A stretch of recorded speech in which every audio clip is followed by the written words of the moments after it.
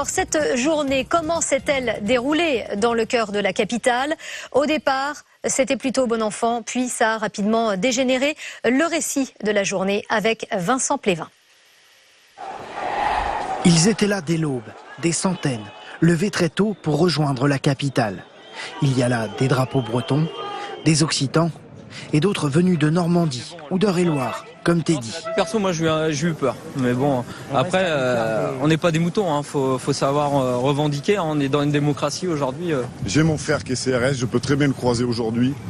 Je sais qu'il aime son travail et il voudrait que ça se passe dans d'autres conditions. Je suis fier d'être ici. Il faut être ici. C'est pour l'avenir de nos enfants, de mon fils de 2 ans. À ce moment-là, beaucoup de gilets jaunes espèrent être entendus, sans violence. Alors ils mobilisent des symboles.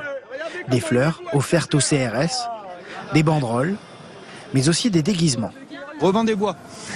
Donc je suis pas là pour voler les riches, pour donner aux pauvres. Je suis là pour pas donner aux riches, pour pouvoir donner aux pauvres. Parce que mes parents m'ont pas appris à voler.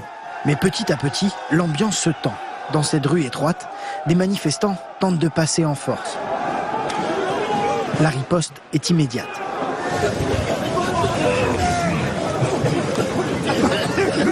Il est 10 heures passées et jusqu'à 14 heures, ces phases de tension vont alterner avec un calme relatif.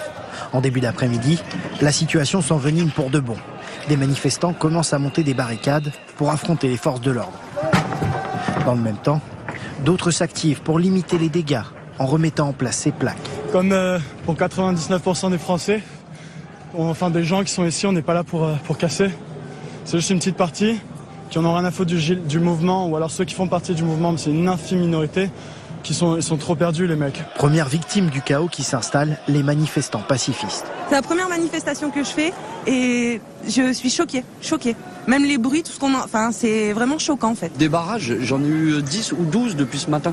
On m'a enlevé mon masque et mes lunettes. Donc je viens là, je pleure 2 fois, je rentre chez moi. On cherche un moyen de partir, parce que de toute façon, il n'y a pas de solution. On est là-haut, on se fait gazer, on redescend, on se fait gazer. Donc là, on essaye de trouver un moyen pour rentrer chez nous, pacifiquement. Eux n'ont aucune envie de rentrer chez eux.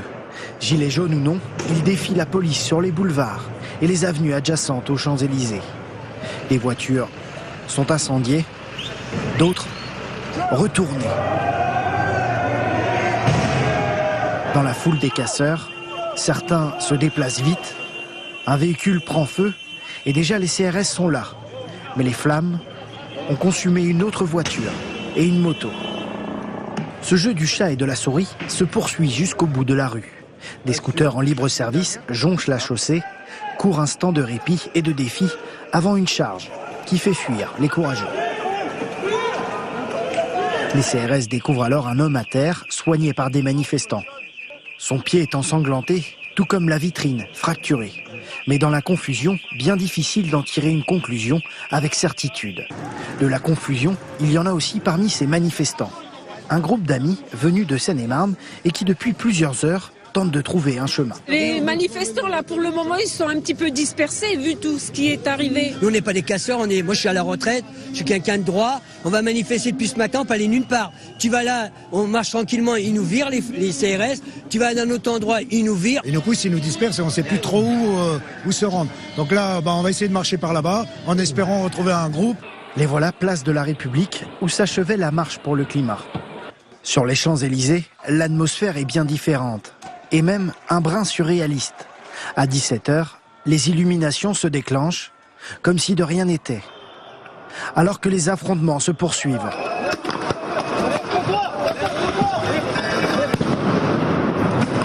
Dans la fumée des grenades lacrymogènes, on aperçoit même des touristes qui cherchent à quitter les lieux. La journée touche à sa fin, et à en croire de nombreux gilets jaunes, ils comptent bien revenir dans une semaine pour un acte 5.